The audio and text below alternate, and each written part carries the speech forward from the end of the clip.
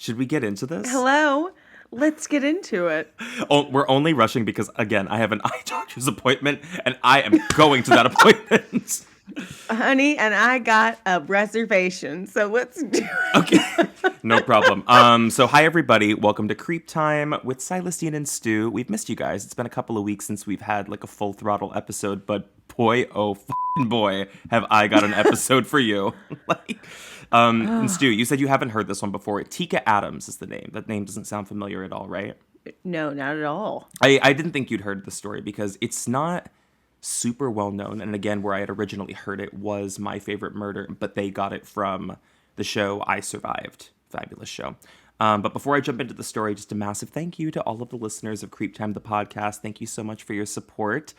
Please make sure that you spread the word about CreepTime the podcast to your friends and family. We love to hear when people discover us through your word of mouth, so that is very helpful.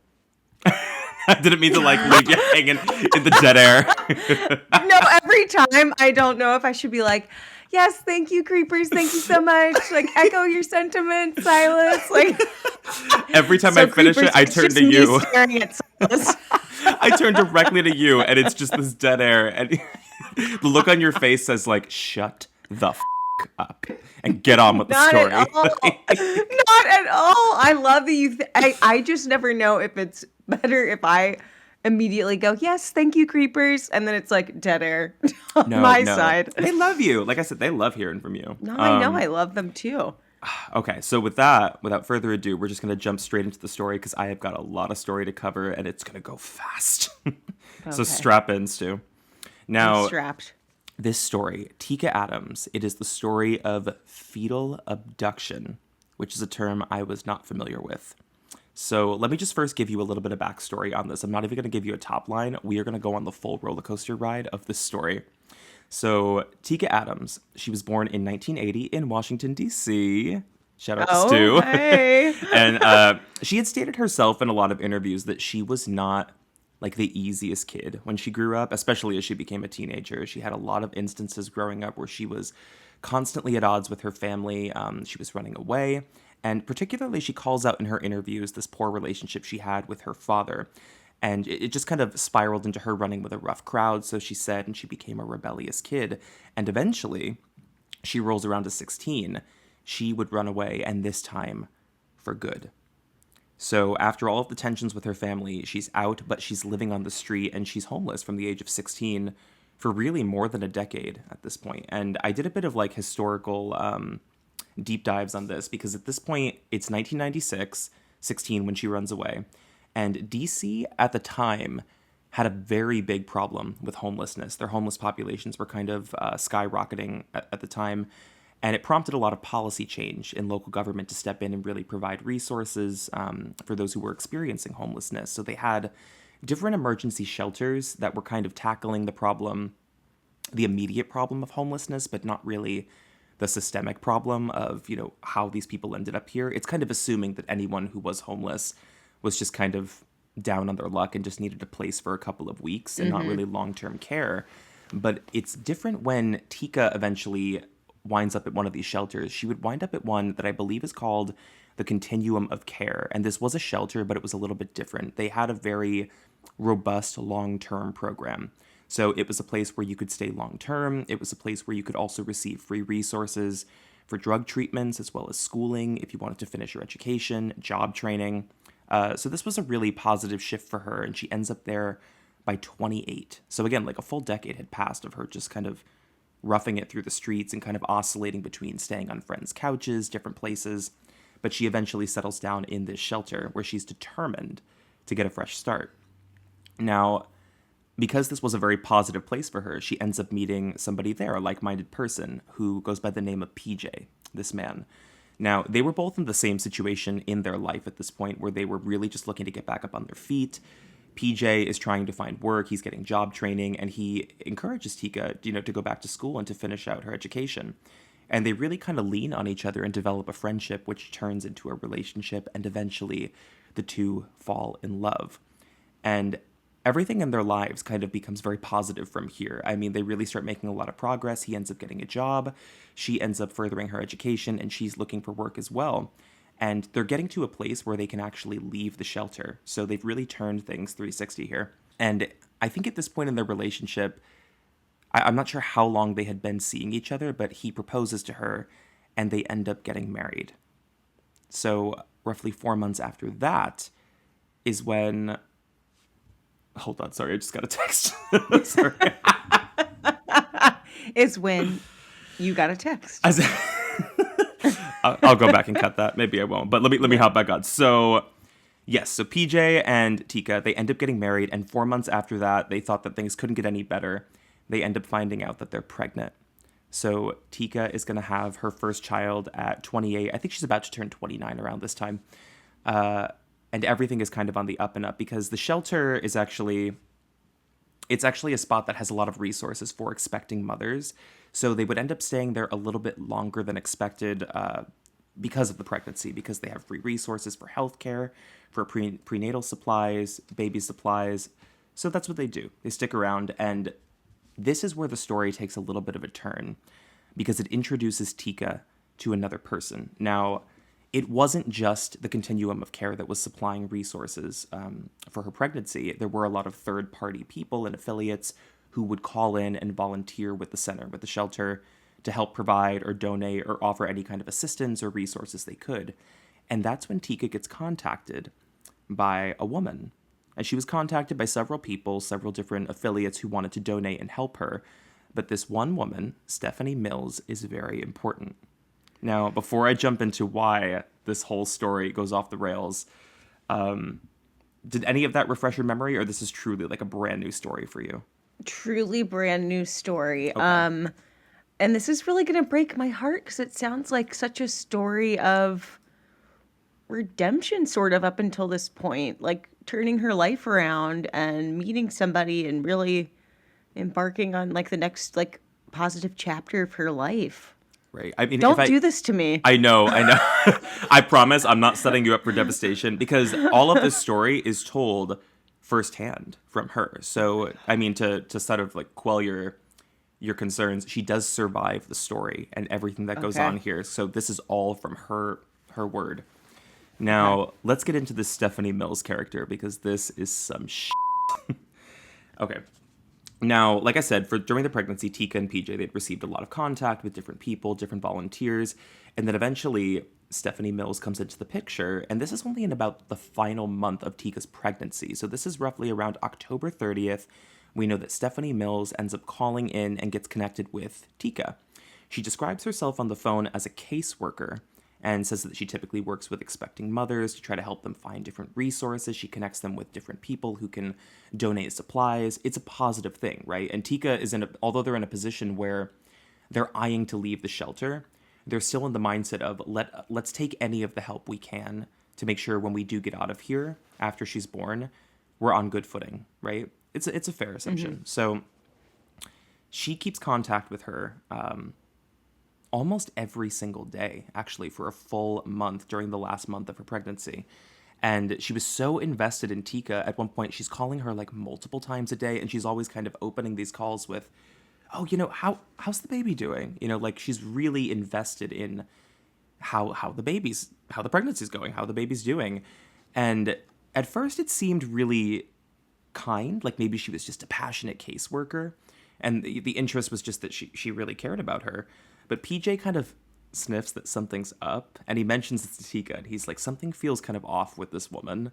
She seems overly interested in them and overly interested in this pregnancy, but Tika kind of brushes this off, and she's like, not only do we need the help, but this woman is kind enough to like, keep up with us. She's calling me every single day, and I think this could be good for us. But I don't have to tell you, something feels off already when like, you've got this random woman who's calling her multiple times a day, checking in on how her baby's doing. Totally. But also it could be not that out of the norm because she's like a social worker, the Stephanie Mills character. So she says. So she says. Yes. She describes herself as a caseworker. I don't even think she uses the word social worker. But yeah, I do know what you mean. That gives it like a level of authority in a weird way. Yes. Yeah. Oh, God. But yeah, definitely something's off. Yeah, PJ suspects something's off, but again, Tika kind of brushes the whole thing off. So she's pretty insistent that not only does she think the lady is harmless, But she, keeps reminding him, like, we need her. We need this help, and we need every resource we can get. And if she's connected with organizations that are willing to help, let's let her. Now, now this will bring us to the point where I think they're like a week or so away from her expected due date. I think she's due the first week of December. So again, a full month has passed of this woman, Stephanie Mills, repeatedly calling her. And eventually she organizes with her. She says, the baby's coming very soon. We should do something where I can pick you up and I can actually bring you to come pick up all of these clothes I've been talking about, right? I can connect you with the place that's going to give it to you. So they organize this. She sets up a date and she arranges to pick up Tika outside of the shelter December 2nd, very early in the morning. It's like 6 a.m. And Tika, at this point, again, she's days away from delivery. She is massive. Like, she's all stomach, and she's not really able to move all too quickly. But again, she still wants to get the free get the clothes, get the free resources that Stephanie is offering. So she gets in the car. Stephanie pulls up. Everything seems completely normal. She's got this like older sedan. They're talking, and it seems fine. But maybe like a few minutes into that drive, Stephanie kind of starts complaining that there's like a rattling noise in the car, and she says there's something wrong with the car. Like I think it's been having trouble, and I think I need to have my friend come look at it. Would you mind if we just stop at my apartment for an hour? It won't take more than an hour out of our day, like out of what we're planning. I just don't feel comfortable driving it, so would you mind if we stopped? And again, Tika, this woman has been so nice to her so far, and she's promised her a lot, so she really doesn't want to step on any toes. She doesn't want to say no or upset her in any way. And it's only an hour, so she agrees to it. She says, sure, let's go back to your apartment. You can call your friend. He'll come check out the car. It's just an hour. And also, she has a phone with her because PJ and her had prepaid cell phones they got. And PJ was like, I'm going to be in contact with you the entire time. He couldn't be with her for this because he had to work that day. He's like, just call me whenever you get there. Like, keep me updated. Let me know where you're at. So again, she feels comfortable. She's got the phone. They're just going to her apartment. The woman seems nice. So they pull up to the apartment, and if I could describe the building, it's kind of like a series of, it's a pretty massive complex, but it's a series of different apartments that span 3 levels. They're all interconnected with different doors that go from building to building, lots of stairwells. And they get up to the apartment, and they open the door. And the second they open it, Tika feels that something's a little wrong here. The apartment is really, really dark. And it's the middle of the day, right? It's like abnormally dark to walk in. Almost like every single door is closed. Every shade is drawn. But she doesn't think much of it. She's just like, okay, that's a little odd. And this woman, Stephanie Mills, she leads her into the living room and she has her sit on the couch, which she also notices something that's off because the couch has this huge throw blanket that's like already sprawled out on it. It's just odd, like little details like Almost that. like a towel or something, like it's already out on the bed. Yeah, it's on the couch and it is a throw blanket, but it's set up in a specific way that looks strange to her. These are things that she notes afterwards when she's like recounting the story, but in the moment you probably wouldn't think much of it. Like your guard would be down. So she sits on the couch and I think they turn the TV on and Stephanie Mills says, I'm going to go in the kitchen and make a phone call. I'm going to call my friend. So Tika's sitting there on this couch, and she notices that her ankles are really swollen, again, 4 days from due date. And for whatever reason, she decides, I've got to take my shoes off, and I just got to put them up on the couch for a minute. And it's after that Stephanie Mills comes back in and kind of lets her know, like, my friend's going to be coming. Would you mind just, like, watching a movie with me? Or we could just watch TV for a little bit. And they sit on that couch together so they can watch and wait for this friend. The friend who would never come. This is where things get really, really heavy real fast, Stu. Yeah. I feel like I'm in like an episode of like American Horror Story or something. Like this feels very Ryan Murphy.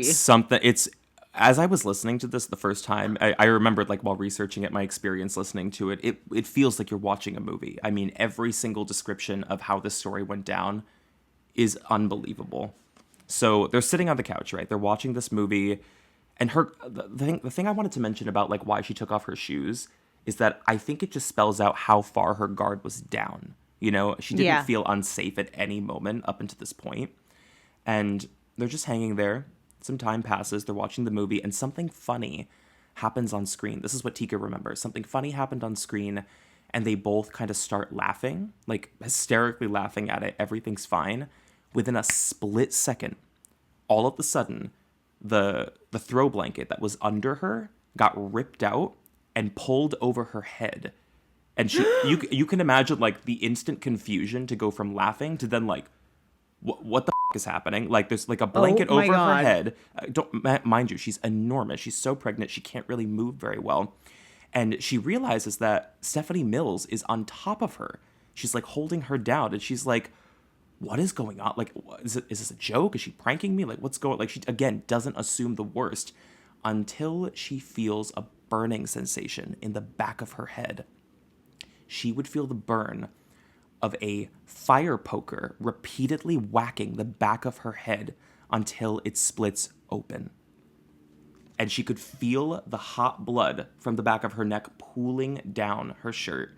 And this is the moment that she knew. She was like, in the next few minutes, this is a life or death situation. Oh my Like, God. couldn't process what's happening, but she knows she's about to die.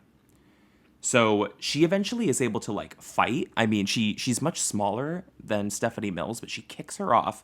And again, the apartment is really dark, but she remembers the pathway to the hallway that gets her to the front door. Gets to the front door. The door is like bolted with 4 different locks. So she's again bleeding out from the back of her head. She's frantic. She's struggling to get these locks undone. She hears the footsteps of Stephanie Mills run up behind her and grabs her from behind. So then at this point, they're kind of wrestling each other, and Stephanie's much bigger than her. She gets her down to the ground really fast, and I think she's losing so much blood, and her blood pressure is dropping so rapidly that Tika's kind of becoming a little shaky and dizzy at this point. But basically, I mean, Tika gets a kick of adrenaline. I don't know what happens inside of her, but she really overpowers Stephanie for a second, and she gets on top of her while they're wrestling, and she grabs her by the neck, and she describes that she used every ounce of strength that she had, this woman, to squeeze this woman's neck and try to choke her out, basically. Yeah. And she remembered looking at her, and she's like, Stephanie Mills, this woman, she's on the ground, like, begging for forgiveness from God. She's, like, calling out to God. But she's using so much strength during this, she passes out while on top of her. So then Oh, so Stephanie... she passed out while trying to choke her out? Yeah, she had used up so much Oh, strength and she was losing so much blood that she basically just blacks out. And then Stephanie Mills gets on top of her and flips her over. And then the next thing she realized, she was kind of like drifting in and out of consciousness, but she comes to, and Stephanie Mills is dragging her by the ankles into the kitchen. And don't forget, there is blood like all over the place at this point. There's blood over Stephanie, all over Tika, on the floor, the door, everywhere. So she gets her to the kitchen. And again, she's kind of in and out, but she remembers that she saw Stephanie kind of cleaning the blood from her neck and from her face first. And then she starts cleaning the blood from the floor and around Tika and the blood of the apartment. But then she remembered hearing like a kitchen drawer open. And Stephanie had gone into that drawer and she grabbed a box cutter. And she comes over to Tika, who's laying face up, barely conscious on the floor. And she takes the no. box cutter from the side and jams it into the side of her stomach and pulls from top to bottom. And this shoots another jolt of adrenaline through Tika, who springs up and again tries to fight, tries to wrestle the box cutter out of this woman's hand. But again, she falls weak because she's lost so much blood. Stephanie overpowers her. So then Stephanie stops with the box cutter, and what Tika hears in the background is a cell phone ringing. It's her cell phone. It's PJ trying to call her to see like, hey, did you get there? Like, you were supposed to call and check in with me because he's at work. She can't move. She can't even physically lift her head at this point. But what she does kind of catch out of the corner of her eye is this woman, Mills, gets up, goes to the living room, finds that phone, brings it back, and smashes it in front of Tika. That is her one way to help. You know what I mean? If she's physically incapacitated, the phone was her only way out, and it's gone. Now, before I get any further, I know I've thrown a lot at you. Did you have any inclination the story was going to take that direction? Okay, my adrenaline is pumping right now. I feel like I'm fighting for my life with each fact that you throw at me. I know, this one's crazy. Oh It's a lot. my God. Okay. I don't even know how to respond. Like, I cannot believe that maybe it really is that, mama bear protective animal instinct mode that like Mm-hmm. she just knew how threatened she was and just was able to pull it together. But oh my God, I cannot imagine being 9 months pregnant and having to fight someone off like that. And the Yeah. box cutter is The insane. box cutter. When I read that, it sent a shiver up my spine. Like, what a horrific weapon, like a rusted box cutter. But yeah, Yeah, what shocked me was like disgusting. the jolts of adrenaline, like the strength she was able to muster. Her head is split open in the back. Okay, wait. So you said she was slamming her head with a what was Yeah, it? it was a fire poker. Like a Oh metal my fire God. poker, which basically, so she put her under the blanket because she knew she couldn't move very well anyway. She's pregnant. She needs help. She's confused already. So then she grabs a fire poker and just starts repeatedly hitting her in the back of the head until she splits her head open. But then when she gets up, gets to the door, they have the wrestling match. And then eventually Tika had lost so much blood that she's kind of rendered weak. In the kitchen, the box cutter thing goes down. Now, she stops this though. This woman, Stephanie Mills, she only cut her from the side, and then I think either the cell phone or something interrupted her, pulled her focus, but she doesn't go back to cutting her. Instead, this will let you know how big and scary this woman is. Stephanie Mills picks this woman up, this pregnant woman, and carries her to her shower. Puts it. This What? is when is going to fly off the rails. Puts her in her Oh shower. my God. Oh my God. Puts her in the shower and takes off her clothes, starts bathing her, and then starts trimming her fingernails. So, your face. I'm sorry, your face. No, I I think thought this was gonna be her trying to take the baby, and now it's turned into like what? we'll get into a lot of what's going down. But basically, what Tika had realized was that this was very clearly a life or death situation because she's trying to, in her mind, what Stephanie's trying to do is remove evidence of Stephanie on Tika. Like she's like trying, yeah, Oh, she's trying okay. to like wash her DNA off of her and like get like the DNA out from underneath her fingernails. I mean, it's not a foolproof way to go about this, but it kind of gives you a way into like the illogical thinking, like the delusion of this woman, like the kind of woman we're Yeah. operating with. Now, Tika would remain in that shower, and she's fading in and out of consciousness at this point with this distorted woman who's over her, bathing her. And at this point, I think 9 full hours pass by the time Stephanie's done cleaning her. Now, like I said, PJ still hasn't been able to contact. He doesn't have a contact with Stephanie Mills. You know, he just knows of the woman, can't get a hold of Tika. But he actually doesn't assume the worst, even though he had that initial instinct that something was off with this lady. He thinks that she probably went into labor. So he spends all of his time, these like valuable hours before he calls the police, trying to contact hospitals in both DC and Maryland. He's like, maybe they were driving and she went into labor because she's only 4 days away from her due date. So he's doing all of that in the background. That's what's going on. Now, after the shower, Tika is picked up and carried again, and she's brought to a bedroom, which she described in her interviews. It looked like it belonged to a man. And again, it's very dark in there. She's barely conscious, kind of in and out of it. And after several hours of her just laying on this dark bed, this bed in this dark room, she kind of comes to and looks at the doorway, and she sees a man standing in the doorway who's staring at her. And he is enormous, this extremely large man. He's roughly like in his 20s, and we would later learn that this is Mill's son. And he's just looking at her, covered in blood, and it's assumed that this was his bedroom that she was placed in. Now, she thought at the time, from the way that he was looking at her, that he was going to come in and sexually assault her. He did not. He just stared at her. But then, shortly after he's staring at her, that's when Stephanie Mills comes back into the room with her son, and she says, "Hold her down." Oh, God. Sorry. They press her arms and her feet together, and they restrain them in the bed with what they described as like a combination of using do-rags to tie her up as well as duct tape. There are varying reports, and it changes at different points in the story.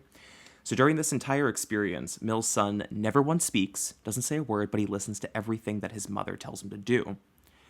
And then a period of 2 days would pass with Tika being tied up in this room in this state. And, you know, Mills keeps coming in. She's kind of tending to her. She's giving her food. She's giving her water. She's making sure that she can go to the bathroom, and she's cleaning up around her. I mean, it's really, really confusing and bizarre. And you're probably asking yourself at this point, like, why is this woman helping her recover? So what Tika would learn was that the plan was of Stephanie Mills to have Tika recover from this massive head injury until she's well enough and strong enough so that Stephanie Mills can carry out the other part of her plan, which is far darker. Far, far darker. Now, Stephanie Mills comes into that room again after these 2 days, only this time she doesn't have food. She doesn't have water. It's something different. She moves in and she's carrying a large metal mixing bowl that's filled with ice water. She has a box cutter. She has rags and scissors. She leaves her supplies right next to the bed on the nightstand and she moves towards this lamp in the corner of the room that's kind of the only light in there, pulls the shade off to expose as much light as possible because she is about to do the unthinkable. So Tika knew in this moment that she was about to lose her baby and probably her life in that bed for whatever was going to happen. So Mills starts wetting one of the rags and she stuffs it in Tika's mouth and covers it with duct tape. And she kind of whispers to her, she goes, "If you feel pain, bite down on the rag." And then she turns on a DVD on the TV in the room, which started to play Michael Jackson's This Is It, which I think is presumed because she wanted to drown out the noise. I know, like, Tika makes jokes about this later on. I think she's found a sense of humor in the horror, but she says to this day she can't listen to Michael Jackson for this reason. But No shit. This is the craziest episode of American Horror Story. I swear to God. I'm surprised Ryan Murphy hasn't latched onto the story, honestly. But yeah, basically she had turned on a concert DVD because she wanted to turn it up all the way to drown out whatever the screams were going to be for what she was going to do. So then this woman, Stephanie Mills, gets on top of Tika, grabs that box cutter, and sliced her open the full length of her stomach and starts reaching inside of her, all while she's conscious. Now, the pain that she described, this woman, I mean, she's like in and out of consciousness. The pain is so unbearable. It's like a burning sensation, but she also described it as this heavy feeling. And she would wake up in different moments and see like Stephanie Mills on top of her, reaching inside of her stomach, and then she would pass out again. Wakes up again, same thing. And this goes on for like a period of time until she eventually wakes up and she's like losing a lot of blood. It's incredible. She's still alive at this point. And Stephanie Mills is right up in her face and she goes, "Do you want me to stop? Or should I keep reaching inside of you to get the baby?" Tika can't even like fathom, she can't even process what's happening to her. She's like, couldn't even respond. Oh my God. This insane woman is on top of her going, "Do you want me to stop? Or should I keep going?" Like, what? Stu, oh my God. This feels like an insane dream, an insane nightmare that you would have. It's a fever dream feel. And I mean, Tika, she's so physically drained at this point. Like I said, she can't even respond. But Stephanie Mills decides to stop because she's afraid at this point. She wants that baby. It's clear that it's about the baby. But she knows if Tika dies, the baby dies. So she's like, let her rest, and then I'll resume what I was doing. So Stephanie Mills, she wets a bunch of rags, stuffs them in her open stomach, and then Tika just passes out. She just kind of fades into unconsciousness. We now arrive at day 4. She has been there for How is she alive? 4 days with a completely open stomach and a cracked skull. It's unbelievable. Can we also just pause and acknowledge what a fool this Stephanie Mills woman was? Because if she had any sense, just kidnap the woman and make her go into labor at this apartment. Seriously, I don't understand. I mean, obviously you're working with like a very delusional person, a person who's not operating in reality, you know, when you're working with the Stephanie Mills character. It's never really clear like what the plan is for the aftermath, and we would realize later in the investigation like how loosely strung together this whole thing was. But this is not even Stu. I have to prepare you for what's going to happen on day 4. Like, oh God, no. Oh God. All right. So day 4. Now Tika opens her eyes and she realizes, 1, she's alive. 2, she's still in this room and that it's daylight outside. It's daytime. So she kind of like looks around this like dark, musty room and she looks down at her stomach. She can visibly see her intestines hanging out of her. Her entire body is basically out of Oh her. my God. Oh my But God. miraculously, she can feel her baby kicking inside of her. The baby is still alive and she's assuming is fine. This gives her a different will to survive, she's described. So she kind of looks around the room to see, like, what are her surroundings. She sees Mills, who is sleeping in the doorway of the exit of the room in fetal position on the floor. And she's blocking the exit, the only exit to get out of that room. Now, I don't know how she did this. It's actually incredible. Tika finds the strength to make one last attempt to get out of that bed. So here's where we're at. Don't forget, she was already like gagged and she had her hands tied. The sweat around her mouth from when Mills was kind of digging inside of her has like loosened the duct tape. So she gets the duct tape off her mouth. She can spit out the rag, and that leaves her teeth free. So she can reach up and she can bite on the do-rag that's tied up, binding her hands. So she ties that, or pulls that untied with her teeth. And then she kind of like waddles her way up in the bed, trying to like sit up. She's incredibly shaky, as you can imagine. While she's doing that, her wedding ring knocks the metal bowl that's on the nightstand and makes a huge noise in the room. And she kind of pauses and looks to Stephanie Mills, who doesn't move. She's still asleep. So that's when she knew. She was like, I have a chance right now. I have a real chance to get out of this bed. If I can get to that doorway, undo those locks, I can get out of this house. So she describes this, that she like carefully inched her way off the bed very quietly, doesn't make any creaks, to standing. She gets on her legs that felt so weak. She was like, I could have collapsed to my knees like at any second. Any second I could have collapsed and I could have brought this woman awake. So then she starts walking towards the doorway. And she's going to make her way because she has to step over Stephanie Mills, who's sleeping, to get out of there and get to the hallway. And at this point, gravity is taking over, so she's bleeding again. Her exposed stomach is literally pooling blood all over the floor. And by the time she gets to Stephanie Mills, she goes to step over her very quietly, and all of this blood pours directly onto Stephanie Mills, the woman sleeping. Like, directly onto the blanket, like saturating the blanket. Still doesn't wake up. So she just quietly kind of lifts her other leg and gets over to the hallway. She's bleeding so much, and she's just moving down the hall, and she can barely keep herself up. She's kind of like pressing up against walls to keep herself propped up and leaving all of these blood marks. And she makes her way down the hallway towards the front door, but to get there, she has to pass the living room. So she gets to the living room, kind of peers over the corner where she sees Stephanie Mills' son, who is also sleeping on the couch directly facing the door. You can't write this shit. It's unbelievable.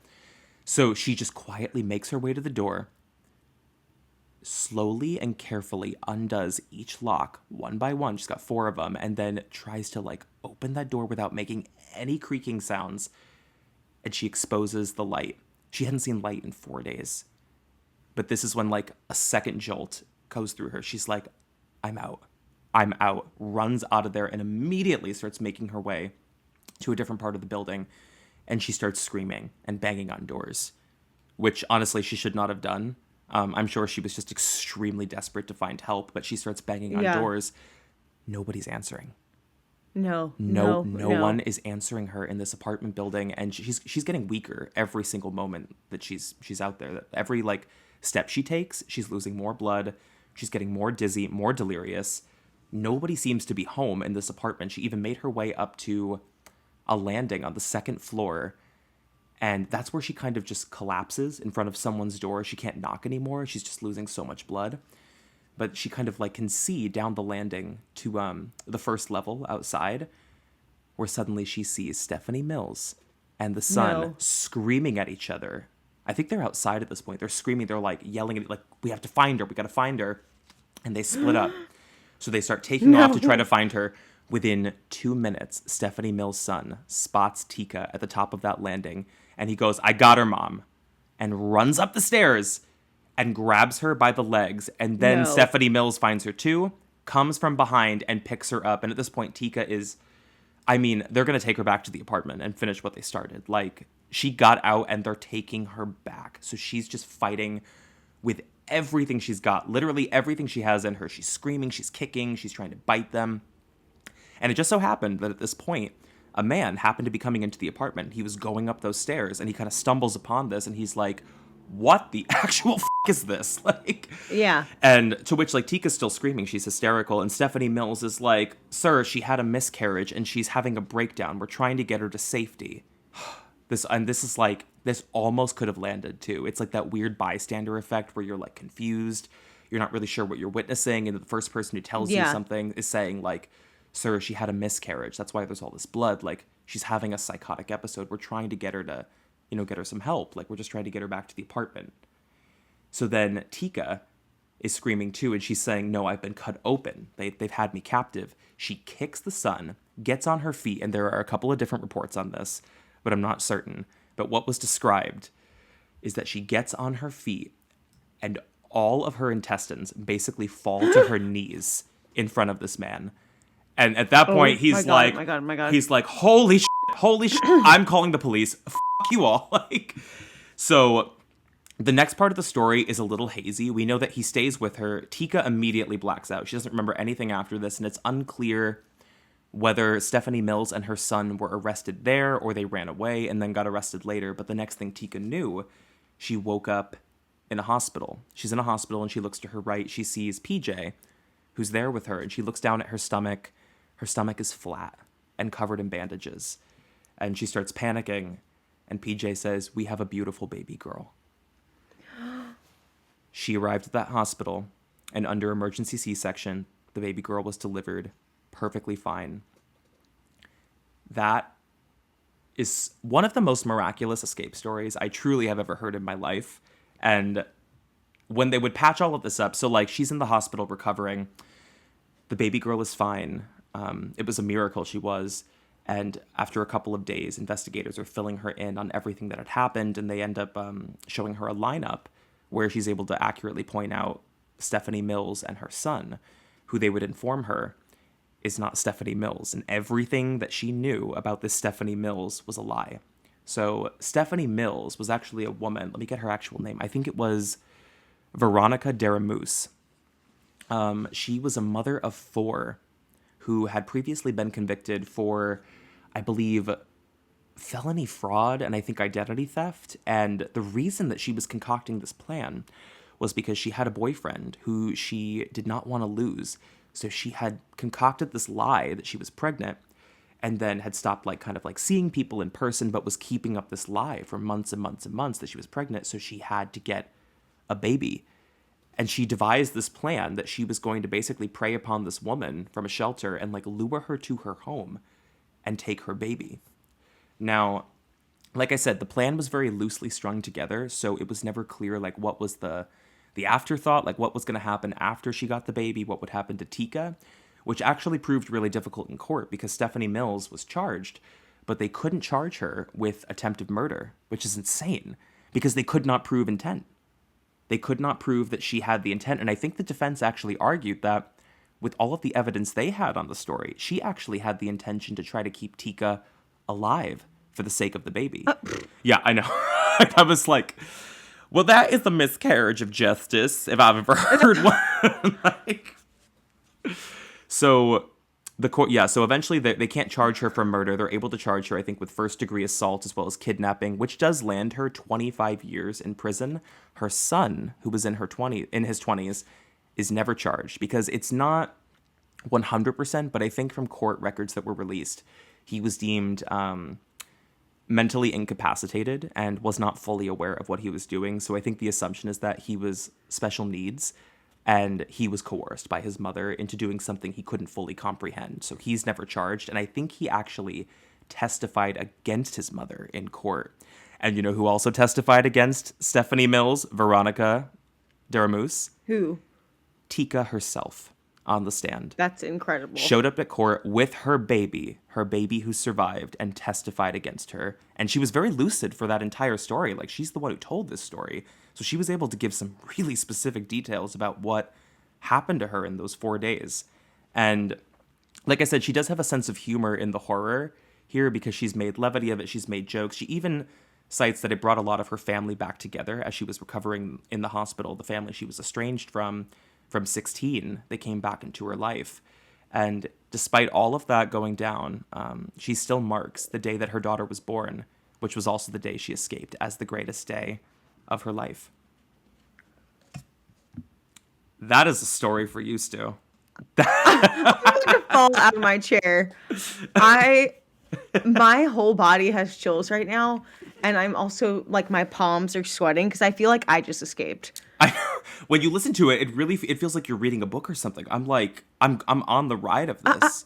I was just gonna say, every time I feel like you've said "get ready," like buckle up, I actually feel like I just completed a ride at an amusement park, like a really f***ing scary one. Yeah, the roller coaster of that story is unbelievable. It's actually scary to Oh me my that God. that's not the only story like that. There are lots of stories of what I guess they call this fetal abduction, of like women or men trying to like steal fetuses from pregnant women. Yeah. Well, I was like curious what the motive was. So I appreciate you telling me that she had this boyfriend. She concocted the story. Yeah. Because I was like, do people do this because they like sell children, like on the black, like they traffic children? Like, why do people do this? I mean, Yeah, I mean, it definitely had to be something dark like that. I thought black market at first too, but then I realized I was like, no, this is probably because she's trying to keep the baby. She's just not, she's a woman who's like detached from reality and isn't thinking any of yeah, this through. And also to think that like she involved her son in what she was doing here. I mean, the horrors of what went on in that house for like those 4 days. And I couldn't even, the last sequence of that story too, when she has to walk over Stephanie Mills, like step over her. Oh my God. So she described that she had to hold her stomach together. She had to hold her that's organs insane. in place to get out of the apartment. That's a survival story. Holy shit. Yeah. I Like, mean, also just the baby living through all of that. I Like, know. the human body is insane. Like, I cannot believe that that baby was able to survive all of that.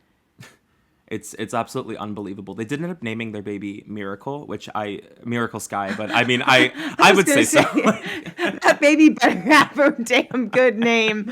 Oh my God. Like, you cannot come out of this and your name is like Gerald. I, Like, it's gotta be something amazing. for anyone who's listening whose name is Gerald, we do love and Yeah, we appreciate you. apologies, Gerald. Um, oh my God. Yeah, she So how old was Stephanie Mills? And how old was oh Tika again? so Tika was 28. I think Tika actually at this point had just turned 29. She was 29, and Stephanie Mills, Okay. I'm not sure how much older she was.